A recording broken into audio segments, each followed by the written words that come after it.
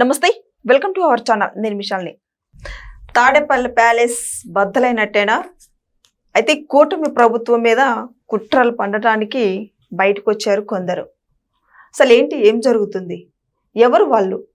దీని మీదే పూర్తిగా విశ్లేషించడానికి మనతో స్టూడియోలో ఉన్నారు సీనియర్ జర్నలిస్ట్ సిఎస్ రావు గారు ఉన్నారు. వారిని అడిగే విషయాన్ని తెలుసుకునే ప్రయత్నం చేద్దాం. నమస్కారం సార్. నమస్తే సార్, ఇప్పుడు డైరెక్ట్ జగన్మోహన్ రెడ్డికి అండగా ఉండటానికి కూటమి ప్రభుత్వం మీదే కుట్ర చేయటానికి ఒక అధికారి బయటకు వచ్చారు. ఎవరు సార్ వాళ్ళు అసలు? అంటే ఒకళ్ళని కాదు కానీ ఒకళ్ళు సర్వీస్లో ఉన్నటువంటి ఐపీఎస్ అంటున్నారు. అలాగే రిటైర్ అయినటువంటి ఐపీఎస్లు వీళ్ళు ఇప్పుడున్నటువంటి ప్రభుత్వాన్ని బదనాం చేయడానికి, ఇప్పుడున్నటువంటి ప్రభుత్వాన్ని అస్థిరపరచడానికి, రాబోయేటువంటి రోజుల్లో జగన్మోహన్ రెడ్డి గారిని అధికారంలోకి తీసుకురావడానికి ఒక పెద్ద ప్లాన్ చేశారు. ఆ ప్లాన్లో భాగంగానే హైదరాబాద్లో ఉండేటువంటి ఒక ప్రముఖ హాస్పిటల్లో వీళ్ళు సమావేశం అయ్యారు. ఒక కార్పొరేట్ హాస్పిటల్లో సమావేశం అయ్యారు. అలాగే తాడేపల్లిలో ఒక సమావేశాన్ని నిర్వహించారు అనేది ఇప్పుడు లేటెస్ట్గా మీడియాలో వస్తున్నటువంటి న్యూస్. సరే, ఇదేమన్నా కొత్త అంటే కాదు. దాదాపు 4-5 నెలల క్రితం ఆల్రెడీ తాడేపల్లిలో ఒక అపార్ట్మెంట్లో సమావేశం అయ్యారు. సమావేశం అయ్యి ఇప్పుడున్నటువంటి ప్రభుత్వాన్ని ఏం చేయాలి, ఈ ప్రభుత్వాన్ని ఏ విధంగా బదనాం చేయాలి అనే దాని మీద అప్పట్లోనే మాట్లాడారు అనేది వచ్చింది న్యూస్. దాని కంటిన్యూషన్ ఇప్పుడు ఇది కొత్తదేం కాదు, కాబట్టి దాని కంటిన్యూషన్. అయితే ఆంధ్రప్రదేశ్ నిఘా వ్యవస్థ వీళ్ళ కదలికల మీద కొంచెం బాగానే శ్రద్ధ పెట్టినట్టు కనిపిస్తూ ఉంది. శ్రద్ధ పెట్టకపోతే ఇప్పుడు మీడియాకి న్యూస్ రాదు. ఆంధ్రప్రదేశ్ నిఘా వ్యవస్థ ఖచ్చితంగా వాళ్ళ కదలికల్ని గమనిస్తూ ఉంటుంది. గమనించకపోతే కనుక వాళ్ళు ఏం చేస్తున్నారు అనేది తెలుసుకోకపోతే కనుక చాలా ప్రమాదం ఆంధ్రప్రదేశ్ ప్రభుత్వానికి. ఎందుకనంటే సివిల్ సర్వెంట్లు కొంతమంది, అందరు కాదు, ఒకళ్ళిద్దరు, ఆ సివిల్ సర్వెంట్లకి జనరల్గా ఏంటంటే కొంచెం ఐక్యూ పవర్ ఎక్కువ ఉంటుంది, ప్లస్ అడ్మినిస్ట్రేషన్లో పట్టు ఉంటుంది, ఇవన్నీ ఉంటాయి. కాబట్టి సహజంగానే ఐపీఎస్లు కానీ ఐఏఎస్లకు కానీ కొంత అనుచరులు ఉంటారు, తర్వాత పరిచయస్తులు ఉంటారు. ఏది సర్వీస్లో ఉన్నటువంటి వాళ్ళు, పనిచేసేటువంటి వాళ్ళు. సో ప్రభుత్వంలో ఉంటూ పనిచేసేటువంటి వాళ్ళే వీళ్ళకి సహకరిస్తారు. సహకరించినప్పుడు ఏమవుతుంది, ప్రభుత్వంలో ఎక్కడ ప్రభుత్వాన్ని ఇరుకుని పెట్టచ్చు, ఎక్కడ ప్రభుత్వాన్ని బదనాం చేయొచ్చు అనే దాని మీద వాళ్ళు నిత్యం కసరత్తు చేస్తూ ఉంటారు. ఇప్పుడు తయారు చేసినటువంటి వాడికి దాన్ని ఎలా డిస్ట్రాయ్ చేయాలని తెలుస్తుంది కదా. అలానే ప్రభుత్వాన్ని ఎలా నడపాలి సమర్థవంతంగా అనేది ఈ సివిల్ సర్వెంట్ల మీద ఆధారపడి ఉంటుంది. వాళ్ళకే తెలుసు ఫైల్ మూవ్మెంట్ అంతా కూడా. ఫైల్ మూవ్మెంట్ అంతా తయారు చేసేది వాళ్ళే, ఫైల్ తయారు చేసేది. సో వాళ్ళే తయారు చేస్తారు కాబట్టి వాళ్ళకి తెలుసు ఏది దొంగ మార్గాలు ఏమున్నాయి, లేదంటే తప్పులు ఏమున్నాయి అనేది కూడా వాళ్ళకే తెలుస్తుంది కదా.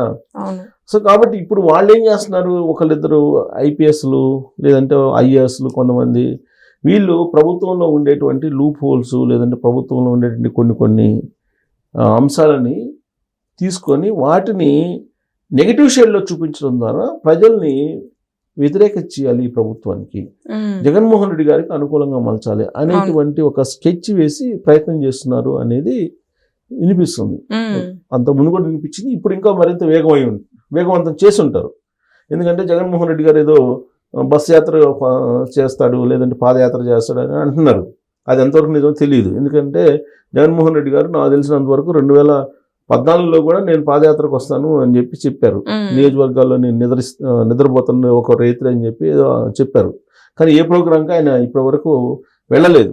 ఒక మంగళవారం బుధవారం మాత్రమే బెంగళూరు నుంచి ఆంధ్రప్రదేశ్కి వస్తున్నారు తప్పితే ఆయన ఇంతవరకు ఒక కార్యక్రమం అంటూ తీసుకోవాలి. కాకపోతే బస్ యాత్ర చేస్తారని చెప్పి ఇప్పుడు లేటెస్ట్గా వినపడుతుంది. పాదయాత్ర చేస్తారని చెప్పేసి ఆయన ఏదో అంటున్నారు, 2027 ఎండింగ్ తర్వాత పాదయాత్రకు వెళ్తానని చెప్పి అన్నారు. సరే, పాదయాత్ర చేసినా బస్సు యాత్ర చేసినా ప్రజలు రావాలి కదా. ప్రజలు రావాలంటే ఈ ప్రభుత్వం మీద వ్యతిరేకత ఉండాలి. ఈ ప్రభుత్వం మీద వ్యతిరేకత ఇప్పుడైతే లేదు అని చెప్పి లేటెస్ట్ సర్వేలు కూడా చెప్తున్నాయి. పైగా లోకల్ బాడీ ఎలక్షన్స్ వస్తున్నాయి. రేపు సెప్టెంబర్లో లోకల్ బాడీ ఎలక్షన్స్కి రెడీ కామని చెప్పేసి చెప్తున్నారు. మరి లోకల్ బాడీ ఎలక్షన్స్లో కనుక కూటమి ప్రభుత్వం అప్రత్యాహితంగా స్వీప్ చేసేసింది అనుకోండి, అప్పుడు వైఎస్ఆర్ కాంగ్రెస్ పార్టీ మేము బలంగా ఉన్నాము అని చెప్పి ఇప్పటివరకు చెప్పుకుంటూ వచ్చింది కదా. అప్పుడు తేలిపోతుంది ఆ పార్టీ బలం ఎంత అనేది. 11 మంది ఎమ్మెల్యేలు ఉన్నారు, ఆ 11 మంది ఏమో అసెంబ్లీకి అటెండ్ కావట్లేదు. అయినా కానీ వైఎస్ఆర్ కాంగ్రెస్ పార్టీ బలంగా ఉందనేది మీడియాలో ఫోకస్ చేస్తున్నారు. ఎందుకంటే సొంత మీడియా ఉంది. ఆ సొంత మీడియాకి అనుగుణంగా లేదంటే సమాంతరంగా సోషల్ మీడియా కూడా బలంగా ఉంది. వీటన్నిటికీ పింక్ మీడియా కూడా సపోర్ట్ ఉంది. సో కాబట్టి పింక్ మధ్య ఇంకో ఇండైరెక్ట్గా కొన్ని మీడియాలు కూడా ఉన్నాయి. ఇప్పుడు రాధాకృష్ణ గారి భాషలో చెప్పాలంటే కూలి మీడియా కూడా ఉంది వాళ్ళకి. సో కాబట్టి ఎవరికైనా నేననేది వాళ్ళు ప్రచారం చేసుకుంటూ తప్పు అని నేను అంటలా, నేను అన్న కూడా. ఎందుకంటే ఎవరు తోచిన విధంగా వాళ్ళు ప్రచారం చేసుకుంటున్నారు. దాంట్లో నిజాలు ఏంటనేది పబ్లిక్ తెలుసుకోవాలి. అయితే వాళ్ళ ప్రయత్నం వాళ్ళు చేస్తున్నారు, ప్రభుత్వాన్ని వీళ్ళంత వరకు బదనాం చేయాలి అనేది. అంటే జగన్మోహన్ రెడ్డి గతంలో ఎన్నో ప్రయత్నాలు చేశారు, ఎన్నో స్కెచ్లు జగన్మోహన్ రెడ్డి గారు బ్లాస్ట్ అయినాయి సార్. జగన్మోహన్ రెడ్డి గారి చేయడంలో తప్పలేదు. ఎందుకంటే రాజకీయ పార్టీ నాయకుడు, రాజకీయ పార్టీ పెట్టుకున్నారు కాబట్టి ఆయన చేస్తాడు. వీళ్ళంత వరకు ప్రభుత్వాన్ని బదనాం చేయాలనే ప్రయత్నం చేస్తాడు. కానీ ఇప్పుడు అది కాదు ఇష్యూ. ప్రభుత్వంలో ఉండేటువంటి సివిల్ సర్వెంట్లు కొంతమంది ప్రభుత్వాన్ని బదనాం చేయటమే నేరం అది. ఎందుకనంటే ప్రభుత్వం ఏదున్నా, పార్టీ ఏది అధికారంలో ఉన్నా, ప్రభుత్వాన్ని నడిపేది ఉద్యోగులు. దాంట్లో సివిల్ సర్వెంట్లు కీలకం. అందుకే ఎగ్జిక్యూటివ్ సిస్టమ్, దాన్ని ఎగ్జిక్యూటివ్ సిస్టమ్ అంటారు. లెజిస్లేషన్ అంటే పొలిటికల్ పార్టీలు ఇవన్నీ కూడా అధికారంలో ఉన్నట్టు పొలిటికల్ పార్టీ అది రూల్ చేస్తుంది. లెజిస్లేషన్ అంటే శాసనసభ ఇవన్నీ. కానీ ఎగ్జిక్యూట్ చేసేది ఎవరు? సివిల్ సర్వెంట్లు. ఎగ్జిక్యూట్ చేయాల్సినటువంటి సివిల్ సర్వెంట్లే రివర్స్లో ఉన్నారు అని అంటే ప్రభుత్వాన్ని పడగొట్టే ప్రయత్నం లేదంటే ప్రభుత్వాన్ని బదనాం చేసే ప్రయత్నం జరుగుతుంది. దానికి ఉదాహరణ రెవెన్యూ వ్యవస్థని భ్రష్టు పట్టించారు.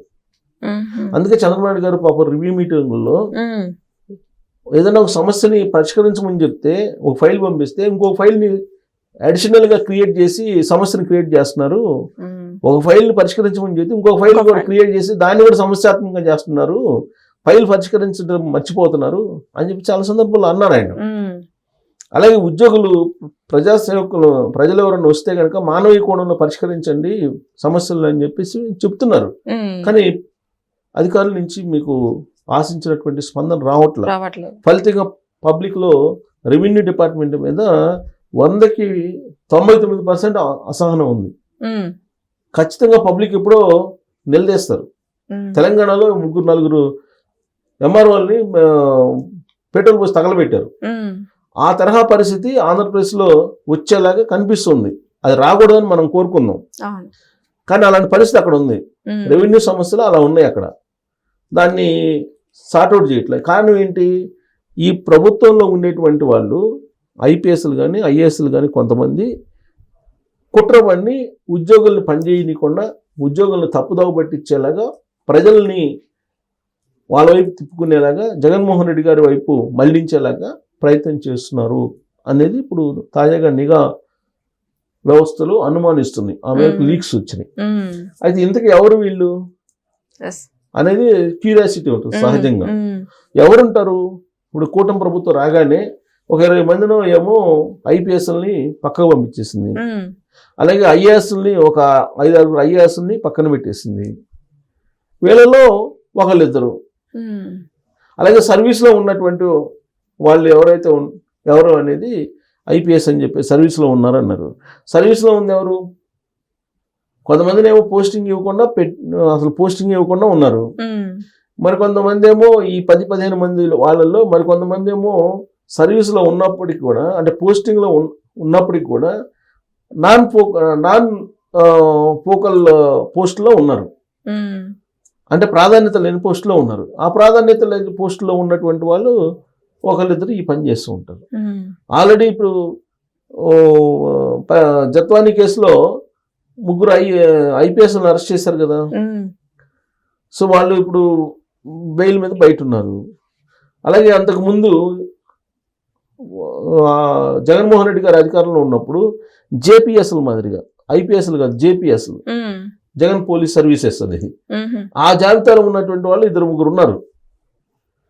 కేవలం జగన్మోహన్ రెడ్డి గారి కోసమే మేము పనిచేస్తామని చెప్పిన వాళ్ళు కూడా ఉన్నారు. డైరెక్ట్గా చెప్పిన వాళ్ళు ఉన్నారు. మాకు జగన్ ఇంపార్టెంట్, తర్వాత మా జాబ్ అని చెప్పిన వాళ్ళు కూడా ఉన్నారు. ఉమ్, మరి అలాంటి వాళ్ళు మరి ప్రభుత్వాన్ని బదనాం చేయకుండా ఎందుకుంటారు? చేస్తారు. కాకపోతే వాళ్ళెవరో ఐడెంటిఫై చేసి వాళ్ళ కదలికలను కనుక్కొని దానికి ప్రతిగా వ్యూహాలను రచించాల్సిన బాధ్యత ప్రభుత్వం, కూటమి ప్రభుత్వం. అలాగే కూటమి ప్రభుత్వంలో ఉండేటువంటి ఇంటెలిజెన్స్ కూడా. ఉమ్, ఇంటెలిజెన్స్ అలర్ట్గా ఉండాలి. ఇంటెలిజెన్స్ అలర్ట్గా లేకపోతే అవతల వాళ్ళు ఖచ్చితంగా కుట్రలు పడతారు. సర్వీస్లో ఉండి అంటే ప్రభుత్వంలో ఉండి ప్రభుత్వ ఉద్యోగం చేస్తూ లేదా రిటైర్ అయిపోయిన వాళ్ళు ఎలాగో ఫ్రీగా ఎన్ని కుట్రలైనా పడచ్చు. సో రిటైర్ అయినటువంటి ఐఏఎస్లు ఐపీఎస్లు కొంతమంది ఏం చేశారు, గత ప్రభుత్వంలో అసైన్ ల్యాండ్స్ రాయించుకున్నారు. దాదాపు 350 ఎకరాలు అసైన్ ల్యాండ్స్ సంబంధించిన కుంభకోణం ఉంది. సో వీళ్ళందరూ ఏం చేస్తారు, ఖచ్చితంగా ఇప్పుడున్న ప్రభుత్వాన్ని బదనాం చేస్తారు.